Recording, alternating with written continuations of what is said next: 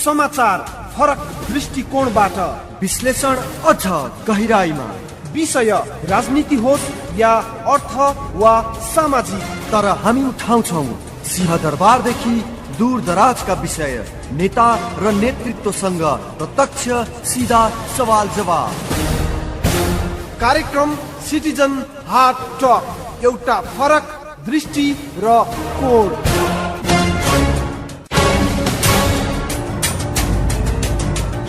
आदरणीय श्रोता नमस्कार, कार्यक्रम सिटिजन हाटकमा स्वागत छ। प्राविधिक मित्र विवर अधिकारीसँगै उपस्थित भएको छु म कार्यक्रम प्रस्तुता दीपक धिताल।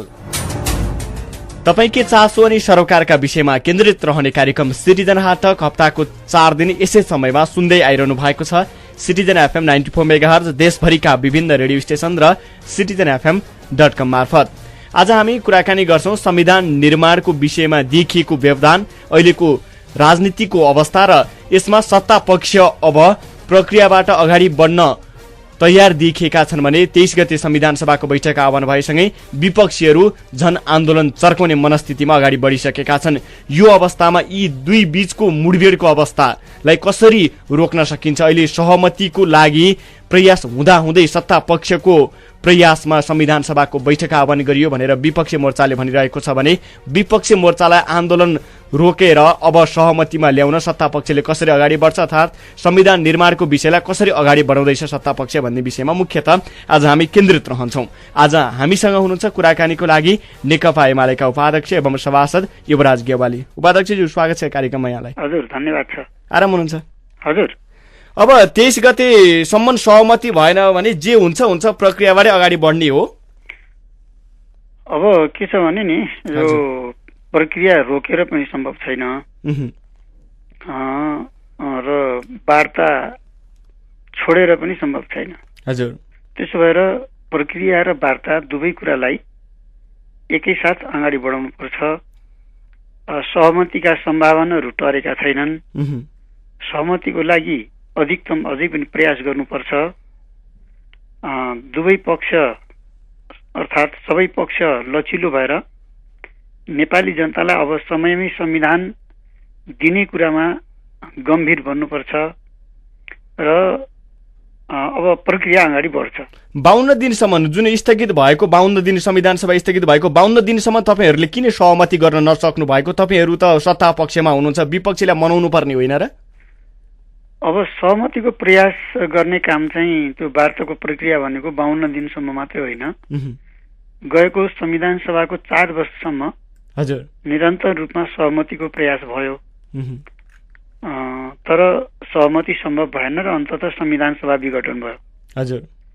र त्यस यता पनि निरन्तर रूपमा प्रयत्न चलिरहेको छ र यो बीचमा 52 दिनसम्म सहमतिको लागि प्रयत्न भयो र प्रक्रिया रोकियो। त्यो प्रक्रिया रोक्नुको अर्थ नै वार्ताबाट सहमति होस् भन्ने हो। त्यो सदस्यताको आधारमा प्रक्रिया रोकिएको थियो। तर अब यतिका दिन बितिसक्दा पनि कुनै सहमति नभएको हुनाले अब संविधान सभा त्यत्तिकै अड्केर बस्नु मिल्दैन। तसर्थ संविधान सभाको प्रक्रियालाई अगाडि बढाउने काममा चाहिँ अब विलम्ब गर्नुहुन्न भन्ने मान्यताको आधारमा 23 गते संविधान सभाको बैठक डाकिएको छ। त्यो बैठक डाक्नु आवश्यक थियो, उपयुक्त थियो। हजुर। अब स्थिति अगाडि बढ्छ। यसमा तपाईहरूले सहमतिको प्रयास नै गर्नु भएन, बहुमतको दम्ब तपाईहरूले देखाउनु भयो। अब सहमति भने भयो, हाम्रो अडानमा सहमति भयो भने भइहाल्यो, नत्र हामीसँग बहुमत छ भन्ने दम्ब कांग्रेस एमालेलाई भयो भनिन्छ नि है। अब यदि दम्बकै कुरा गर्ने हो भने जबरजस्ती गर्न खोजेको भए माघ 8 गते नै संविधान जारी गर्न सकिन्थ्यो।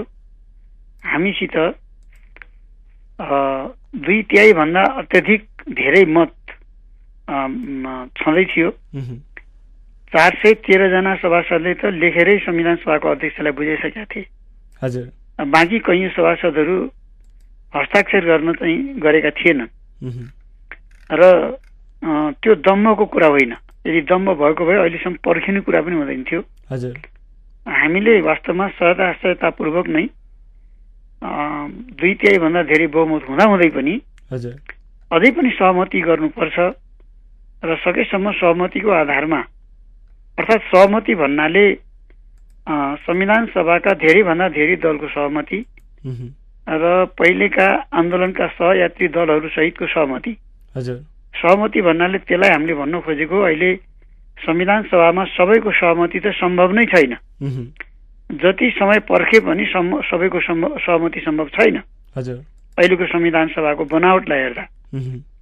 तर आन्दोलनकारी शक्तिहरूको बीचको सहमति त्यो हाम्रो सदाशयतापूर्ण कुरा हो।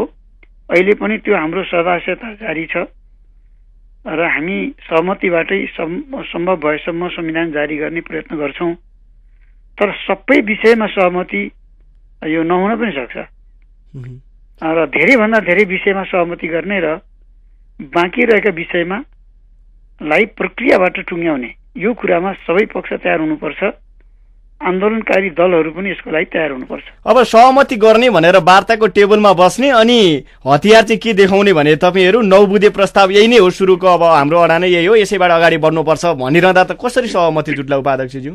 हाम्रो 9 बुँदे प्रस्ताव भनेको अन्तिम कुरा होइन। हजुर, त्यो 9 बुँदे प्रस्ताव छलफलको लागि एउटा आधार हो, एउटा ग्राउन्ड हो त्यो। हजुर, त्यसमा टेकेर छलफल गर्न सकिन्छ र उहाँहरूले पनि त्यस्तै आधारहरू प्रस्तुत गर्नुपर्छ र ती दुई थरी प्रस्तावहरूको बीचमा छलफल गरेर कति कुरामा हामी सहमत हुन सक्छौं र के कुरामा हामी कुनै हालतमा सहमत नहुन सक्ने के हो र के कारणले हामी सहमत हुन सक्दैनौं, त्यसका आधारहरू के हुन्, कारणहरू के हुन्। हजुर, त्यो कुरो आम नेपाली जनतालाई पनि हामीले जानकारी गराउनुपर्छ र अब यहाँभन्दा अगाडि हामी बढ्न सक्दैनौं। यो हाम्रो अन्तिम अवस्था हो र सहमतिको लागि यो नै अन्तिम बिन्दु हो भनेर अब त्यसमा पनि एउटा निष्कर्षमा पुग्नुपर्ने अवस्था आएको छ।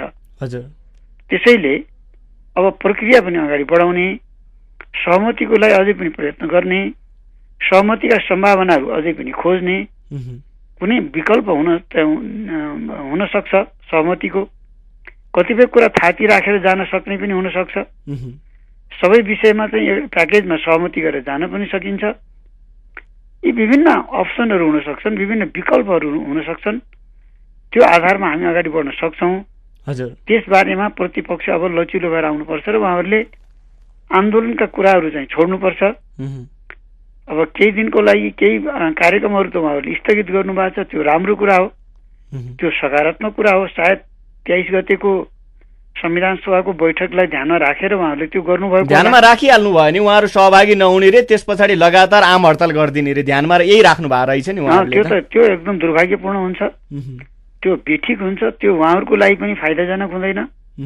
मुलुकको लागि त्यसले नोक्सान गर्छ, जनतालाई त्यसले नोक्सान गर्छ।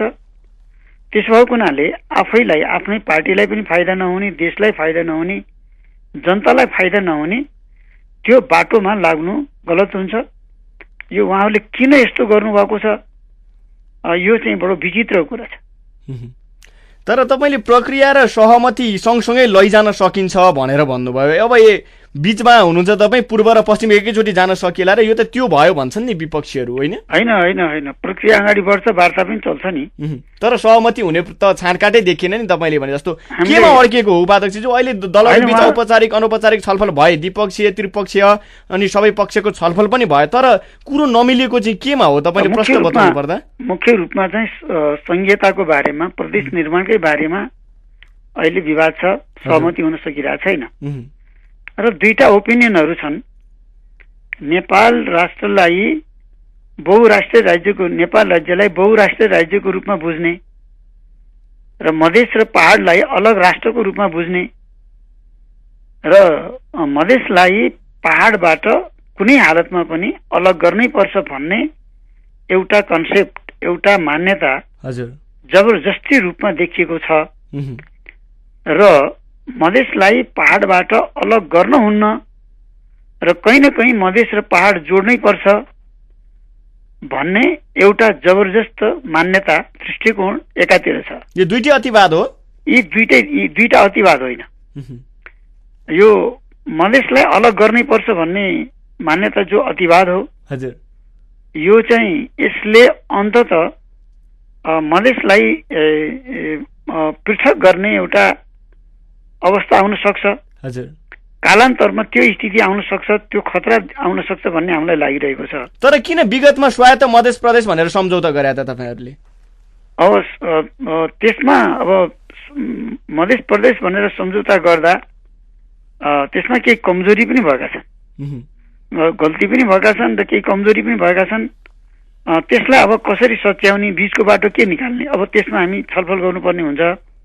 त्यस्तै गरेर एउटा अर्को मान्यता के छ भने प्रदेश, पहाडको प्रदेशहरूलाई चाहिँ प्रदेश निर्माण गर्दा कुनै न कुनै रूपमा जातीय नामाकरण गर्नै पर्छ। पहिचानको आधारमा जातीय पहिचानलाई नै प्राथमिकता दिनुपर्छ भन्ने एउटा जबरजस्त मान्यता छ। हजुर। र अर्को मान्यता के छ भनेदेखि जातीय आधारमा र धार्मिक आधारमा होइन, अन्य सबैलाई मान्य हुने एउटा साझा नामाकरण, साझा पहिचानको आधारमा अगाडि बढ्नुपर्छ। जातको आधारमा प्रदेश बनाउनु हुँदैन, यसले जातीय द्वन्द्व निम्त्याउँछ, जातीय विखण्डनको खतरा बढेर जान सक्छ भन्ने सत्ता पक्ष मूलत नेकपा एमाले लगायत कांग्रेस लगायतका राजनीतिक केही दलहरूको त्यो मान्यता छ। यसो भन्नुका पछाडि भिन्न खालका दृष्टिकोण र सोचले काम गरेको छ। त्यसो भएर जातीय प्रदेश बनाउने कि नबनाउने, मधेसलाई अलग गर्ने कि नगर्ने भन्ने कुरासँग यी कुराहरू गाँसिएका छन्। तर यो संविधान सभाले र कांग्रेस एमाले भन्दा पनि विगतका सम्झौता अनुसार अगाडि बढ्नु पर्यो भन्ने विपक्षीको राय। तपाईहरूले विगतमा सम्झौता गर्ने अनि अहिले गल्ती गर्यो, सच्याउनु पर्ने थियो, अब तोड्ने भनेर त पाइएन होला नि, होइन? कतिपय कुराहरू, कतिपय सम्झौताहरूको चाहिँ बारेमा अहिलेको संविधान सभाको बनावट हजुर नेपाली जनताको पछिल्लो निर्णय म भन्दैछु है। हजुर हजुर। आम नेपाली जनताको जुन पछिल्लो निर्णय हो, त्यो निर्णयको आधारमा चाहिँ राज्यको पुनर्संरचना गर्ने हो, त्यो निर्णयको आधारमा संविधान निर्माण गर्ने हो। होइन भने जनताको निर्णयलाई नमान्ने हो। ठूलो संख्यामा जनताले जो मत दिएका छन्, विचार व्यक्त गरेका छन्, त्यसलाई अस्वीकार गर्ने हो भने संविधान सभाको चुनाव किन गरेको भन्ने एउटा प्रश्न उठ्छ। तर यो पनि होला नि त, हिँड्दैछ पाइला मिड्दैछ गर्न त पाइएन होला नि त उपाध्यक्ष। विगतका सम्झौतालाई जुन कार्यान्वयन गर्छौं भनेर संविधान सभामा गएर अनि संविधान सभामा आएको मत अनुसार विगतको सम्झौतालाई पनि कार्यान्वयन गर्दै अगाडि बढ्ने त तपाईहरूको त एजेन्डै हो नि पहिलेदेखि, होइन र? होइन, विगतका सम्झौता भन्नाले विगतका सम्झौताको मूल कुरा के हो? विगतका सम्झौता, समग्र सम्झौताको मूल कुरा भनेको संविधान सभाबाट संविधान निर्माण गर्ने हो। र त्यस्तै संघीय लोकतान्त्रिक गणतन्त्र नेपालको संविधान निर्माण गर्नु विगतका सम्झौताहरूको सारभूत पक्ष हो। विगतमा त अनेकौं खालका सम्झौताहरू गरिएका छ। ती सम्झौताहरूको चाहिँ मूल मर्म, मूल भावना भनेकै संघीय लोकतान्त्रिक गणतन्त्र सहितको संविधान निर्माण गर्ने कुरालाई चाहिँ हामीले ध्यान दिने हो। तर त्यो संविधान निर्माण गर्दा पछिल्लो पटक नेपाली जनताले जुन आफ्नो मत व्यक्त गरेका छन्, आफ्नो विचार दिएका छन्, जनताले जे आदेश दिएका छन्, हजुर, त्यो जनताको आदेशलाई स्वीकार गर्नु जरुरी छ। होइन भने संविधान सभाको चुनाव नगरे हुन्थ्यो। संविधान सभाको चुनाव यस कारणले भनियो, यस कारणले उठाइयो कि जनताले जे भन्छन् त्यो हामीले मान्नुपर्छ। यो लोकतन्त्रको कुरा हो, लोकतन्त्रको मान्यता हो, लोकतान्त्रिक मान्यता हो। जनताले एउटा कुरा गर्ने, एउटा कुरा भन्ने, एउटा आदेश दिने, अनि हामीले जनताले भने भन्दा पृथक किसिमको संविधान निर्माण गर्ने काम गर्यौं भने हजुर चुनाव गर्नुको के अर्थ हुन्छ? त्यसो भएको हुनाले यो पक्षलाई, यो कुरालाई गम्भीर रूपमा हामीले लिनुपर्ने हुन्छ। तर सबै जनमत मात्र भनेर पनि भएन नि त। विगतका जुन सम्झौताहरूका कुराहरूलाई विशेषतः जोड दिएर उठाइरहेका छन् विपक्षीहरूले र विगतका सम्झौता, अझ राज्य पुनर्संरचना आयोगले पहिलो बनाएका जुन सामर्थ्य र पहिचानका आधारमा संघीय संरचना अगाडि बढाउनुपर्छ भनिरहेका विषयहरूमा तपाईँहरूले लत्याउनुभयो भन्ने उनीहरूको आरोप। यसो हेर्दा सही पनि छ नि, होइन र? होइन, हामीले कुनै लत्याएका छैनौँ, कहीँ पनि लत्याएका छैनौँ। 62-63 सालको जनक्रान्ति, हजुर, त्यसपछि 12 बुँदे सम्झौता, त्यसपछि यता विभिन्न बेलामा भएका सहमति सम्झौताका कुराहरू, यी समग्र कुराहरूलाई, यी समग्र कुराले चाहिँ अन्तिममा आएर कहाँ पुर्यायो मुलुकलाई भने दोस्रो संविधान सभाको चुनावमा पुर्यायो, हो कि होइन? हजुर। दोस्रो संविधान सभाको चुनाव किन गर्यौं हामीले भन्दा विगतमा पहिलो संविधान सभाको चुनाव असफल भयो। यदि पहिल्यै संविधान सभाको चुनावबाट जुन परिणाम आएको थियो त्यो आधारमै संविधान निर्माण गर्ने हो भने पहिलो संविधान सभा किन विघटन गर्ने, किन विघटन गरिएको थियो? त जब पहिलो संविधान सभा विघटन गरेर दोस्रो संविधान सभाको चुनाव गरियो, यसको तात्पर्य के थियो भने त्यो चुनावबाट जनताले जे भन्छन् त्यो आधारमा चुनाव संविधान बनाउनुपर्छ भन्ने थियो। त्यो आधारमा गरेको हुनाले अहिले संविधान सभाको चुनावमा जो बनावट छ, त्यसको जुन संख्या छ, जनताले जे भनेका छन्, जनताले जे निर्देशन गरेका छन्, त्यो कुरालाई मूल आधार बनाउनुपर्छ। र तपाईहरुले 62-63 को आन्दोलन चलाइरहँदा, नेतृत्वकारी भूमिका लिइरहँदा त्यति बेलाको तत्कालीन दलहरू अब निरङ्कुशताको विरुद्ध लडिरहँदा के भन्नुभयो भने हामी अहिले जुन पार्टीहरू लडिरहेका छौँ देशलाई संविधान जारी नगरुन्जेलसम्म एक ढिक्का भएर लाग्छौँ भनेर तपाईहरुले भन्नुभयो। अहिले ध्रुवीकृत रूपमा तपाईहरु आफै हुनुभयो। यसले त यो तपाईहरु आफैलाई सिद्ध्याउने खेल त गर्दै हुनुहुन्न कतै? हामी एक ढिक्का छौँ।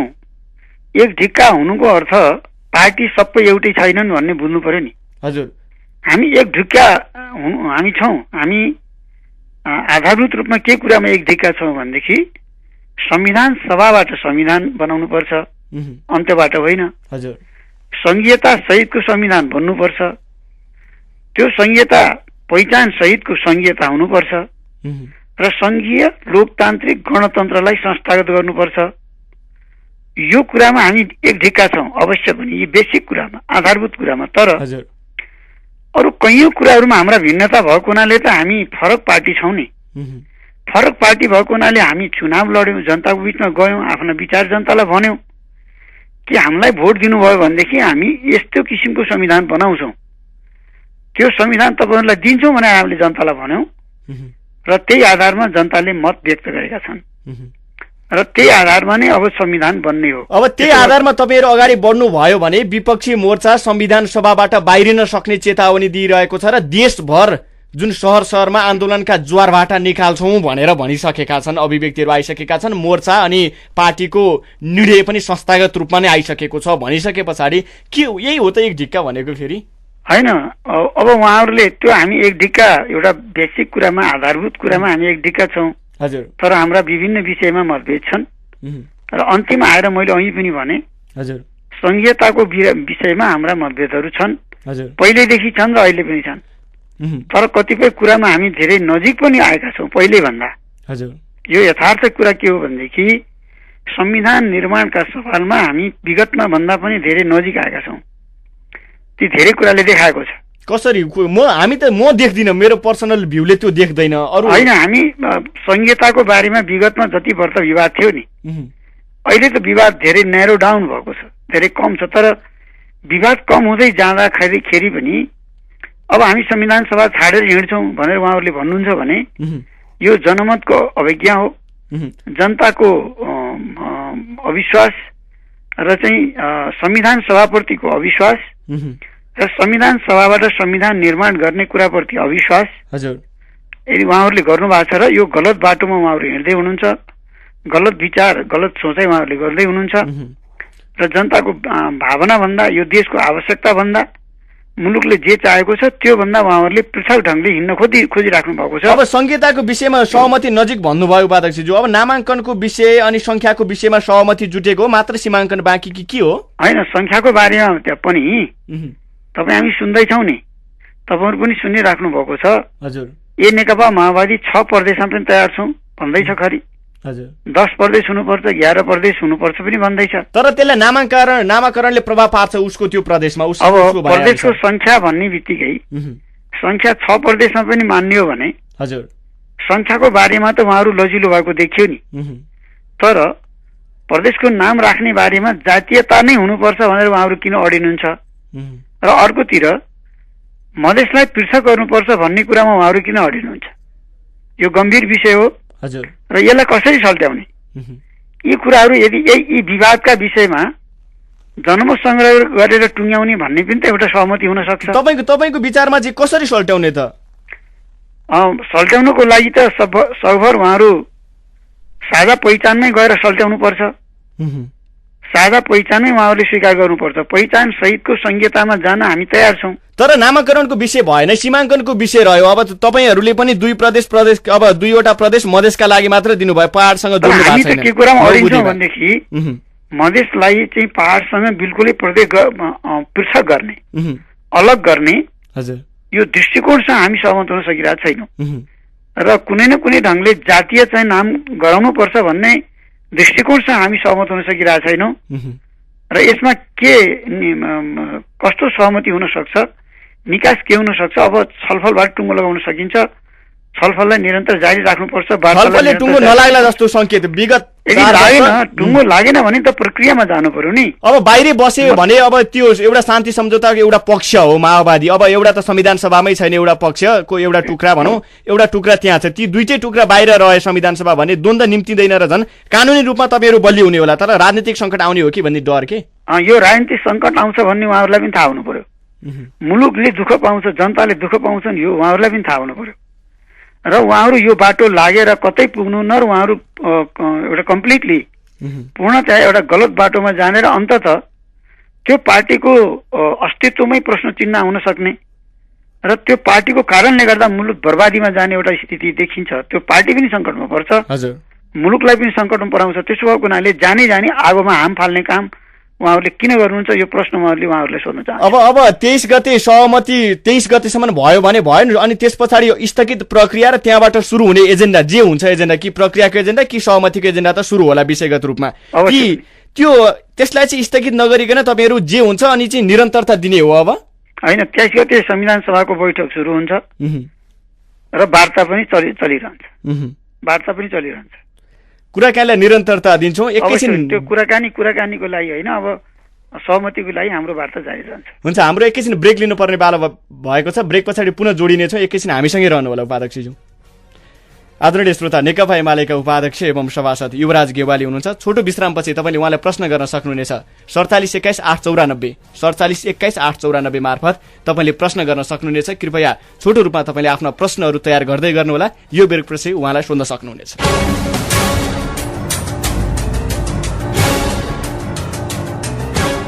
ब्रेकपछि पुनः स्वागत छ। आदरणीय श्रोता, कार्यक्रम सिटिजन हाट टकमा हुनुहुन्छ। एमाले उपाध्यक्ष एवं सभासद युवराज गेवालीसँग कुराकानी गरिरहेका छौँ। अब तपाईँको प्रश्न 47 21 894 मार्फत उहाँलाई ब्रेकपछि स्वागत गर्छु। उपाध्यक्षज्यू, ब्रेकपछि पुनः स्वागत छ यहाँलाई। हजुर, धन्यवाद। अब श्रोताले तपाईँलाई प्रत्यक्ष रूपमा केही प्रश्न राख्दै हुनुहुन्छ। कोही श्रोता टेलिफोन लाइनमा यति बेला हुनुहुन्छ, उहाँलाई म स्वागत गर्छु। नमस्ते।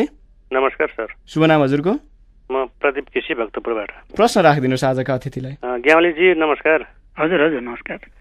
यो एकीकृत माओवादीहरूको गुटले यो नयाँ संविधान सहमतिमै बनाउनुपर्छ भनेको छ, त्यो कुरा पनि राम्रै हो।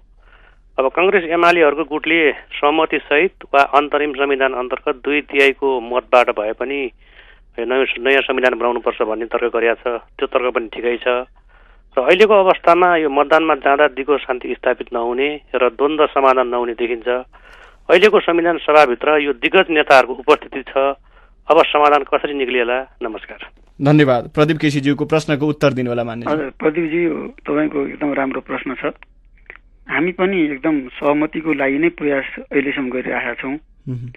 संविधानका निकै धेरै विषयहरूमा छलफल गर्नुपर्ने, समाधान निकाल्नुपर्ने छ। संविधान सभामा 31वटा राजनीतिक पार्टीहरू छन् र फरक फरक विचारहरू छन्। ती सबै पार्टीहरूको बिचमा, सबै विचारको बिचमा सहमति सम्भव छैन। संसारमा संविधान निर्माण गरेको चाहिँ इतिहास हामीले हेऱ्यौँ भने सबै दलको सहमतिमा संविधान बनेको कहीँ पनि उदाहरण छैन। त्यसो भएको हुनाले कुनै न कुनै विषयमा फरक मत रहन सक्छ, भिन्न मत रहन सक्छ। सकेसम्म प्रयास गर्ने हो, त्यो प्रयास जारी छ। तर भएन भने, केही थोरै विषयमा सहमति भएन भने अन्ततः जनताको म्यान्डेट अनुसार प्रक्रियाबाटै संविधान जारी गर्ने कुरामा सबै तयार हुनुपर्छ। जो संविधानमा, अन्तरिम संविधानमा उल्लेख गरेकै छ त्यो कुरामा हामी सबै पार्टीहरू सहमत भएर अन्तरिम संविधान बनाएका हौँ। त्यसो भएको हुनाले प्रतिपक्षले अहिले जसरी न्यू खोजिरहेछ यो बिल्कुल बेठिक छ। अन्तरिम संविधानको मर्म भावना भन्दा पृथक छ र जनताको भावना भन्दा फरक छ। त्यसो भएको हुनाले यो प्रतिपक्षी दलहरूले पुनः गम्भीर रूपमा सोच्नुपर्छ र त्यही अनुसार वार्तामा आउनुपर्छ उनीहरू। अब अन्तिम मित्र लिन्छौँ टेलिफोन लाइन मार्फत। तपाईँलाई प्रश्न गर्दै हुनुहुन्छ। नमस्कार। नमस्कार हजुर, म ओम कार्की सोइमबाट। प्रश्न राखिदिनुहोस् ओम कार्कीजी। गेवाली सर नमस्कार। हजुर नमस्कार। अब दलहरू चाहिँ 30वटा दल एकतिर, अरू दल एकतिर हुनुहुन्छ। सिमानामा चाहिँ भनौँ विदेशीहरू चाहिँ स्वदेशमा पसेर चाहिँ गोली हानेर नेपालीहरू भटाभट मारिरहेको छ। कति चाहिँ तपाईँको चाहिँ के अरे त्यो सिमानाबाट चाहिँ यता चाहिँ हाम्रो जमिन उता लुटिराखिएको छ। यतातिर बोल्ने काहीँ छैन। महँगी भ्रष्टाचार अन्य अत्याचार म्याक्सिमम छ। संविधान बनाउन पहिला चाहिँ 2 वर्ष ठाउँमा 4 वर्ष लाउनु भयो। अहिले पनि फेरि चाहिँ यो बल्न जस्तो छैन। र तपाईँहरूले भने जस्तो विपक्षी चाहिँ नि सहमतिमा बनाऊ, तपाईँहरू चाहिँ बहुमतीमा बनाऊ भन्ने हुन्छ। त्यो संविधान बनाएर चाहिँ जहाँसम्म लाग्छ त्यो त्यति चाहिँ के अरे उपयुक्त अथवा काम लाग्ला जस्तो छैन। त्यस कारणले अब यस्तै रहने हो भने देशको सर्वसत्ता अखण्डता पनि चाहिँ अब करिब चाहिँ अब सकिन लाग्यो भन्दा पनि केही फरक परेन। पञ्चायत गएर हामीले चाहिँ बहुदल ल्यायौँ, बहुदल गएर गणतन्त्र ल्यायौँ, के नै पाउला भनेर त्यतिखेर चाहिँ के अरे बिस्कुट र चाहिँ एउटा चाहिँ दालमोट मात्रै खाएर पनि हामी सडकमा उत्रियौँ। तर तपाईँहरूले चाहिँ आखिरीमा हामीलाई चाहिँ बिहाल बनाइदिनु भयो, देशै बिहाल बनाउन लागिदिनु भयो। यो हिसाब किताबमा भोलि कुनै पनि अथवा चाहिँ सेनाले कु गरिदियो भनेदेखि तपाईँहरू के गर्नु होला? धन्यवाद। ओम कार्कीज्यूको प्रश्नको उत्तर दिनु होला मान्यज्यू। ओम कार्कीजीलाई धन्यवाद छ। अब सेनाले कु पनि गर्दैन नेपालमा, अब प्रतिगमन हुँदैन, राजतन्त्र अब फर्किन्न। यो कुरा चाहिँ ढुक्क हुनुहोस्। त्यस्तै गरेर हामी यो मुलुकप्रति, यो राष्ट्रियताप्रति, देशको विकास निर्माण र समृद्धिप्रति अत्यन्त चिन्तित छौँ र त्यसकै लागि अब सबभन्दा पहिले हामीले संविधान सभाबाट नेपाली जनतालाई संविधान दिनै पर्छ। यो हाम्रो अनिवार्य दायित्व हो, हाम्रो कर्तव्य हो, प्रमुख काम हो र त्यो प्रक्रियामा गएर भए पनि दिनुपर्छ। सकेसम्म सहमतिमा दिनुपर्छ। सहमति हुँदैन भने अन्तरिम संविधानको भावना अनुरूप, जनताको म्यान्डेट अनुरूप हामीले नेपाली जनतालाई संविधान दिएर अनि मुलुकमा एउटा राजनीतिक स्थायित्व कायम गरेर अनि मुलुकलाई समृद्धिको बाटोमा अगाडि बढाउनुपर्छ। त्यसमा हामी दृढ प्रतिबद्ध छौँ। तपाईँ आज यस कार्यक्रममा बोल्दै हुनुहुन्छ भनेर मैले सामाजिक सञ्जालमा पोस्ट गरेको थिएँ मानिज्यू। त्यही भएर त्यहाँ मार्फत मलाई एसएमएस गर्नुभएको छ। त्यसबाट तपाईँलाई के प्रश्न सोध्नु भएको छ भने सुमन मास्केले बालाजुबाट तपाईँलाई प्रश्न गर्नुभएको छ। अहिले सुशील कोइराला सेरेमोनियल मात्रै छन्, सरकार चलाउने केपी ओली भनिन्छ। यो डाक्टर केसीको अनसनमा एमालेकै कारण यो अवस्था सिर्जना भयो र एमालेको लगानीमा रहेको मेडिकल कलेजले गर्दाखेरि सुशील कोइराला पनि अप्ठ्यारोमा परेर तपाईँहरूले गोविन्द केसीलाई मार्नै खोजेको हो भनेर सोध्नु भएको छ मास्केज्यूले। बिल्कुलै। अब पहिलो कुरा त सुशील कोइराला सेरेमोनियल हुँदै होइन। उहाँ एकदम कार्यकारी प्रधानमन्त्री हो। कार्यकारी प्रधानमन्त्रीको हैसियतले नै उहाँले काम गरिराख्नु भएको छ। यहाँ अर्को कुनै पार्टी हावी भएको, एमाले हावी भएको भन्ने कुरा होइन। एमाले काङ्ग्रेसका लगायतका दलहरूको यो सहमतिको सरकार हो र सहमतिको प्रयासका अनुसार नै यो सरकार अगाडि बढिरहेको छ। जहाँसम्म डाक्टर केसीको कुरा छ, वार्ता टोली बनेको छ। सरकारले वार्ता गर्ने टिम बनाएको छ र त्यो टिमसित कुराकानी गरेर एउटा चाहिँ अहिलेको आवश्यकता अनुसार एउटा त्यहाँ पनि एउटा सहमति गरेर अनि यो डाक्टर केसीको आन्दोलनलाई पनि स्थगित गर्नुपर्छ, रोक्नुपर्छ र डाक्टर केसी पनि अलि लचिलो भएर आउनुपर्छ र उहाँहरूले हस्पिटल जस्तो अत्यन्त संवेदनशील ठाउँमा यस्तो किसिमको जबरजस्ती आन्दोलन गराएर सारा चाहिँ ठप्प गराएर अगाडि जानु चाहिँ यो अत्यन्त गलत हुन्छ।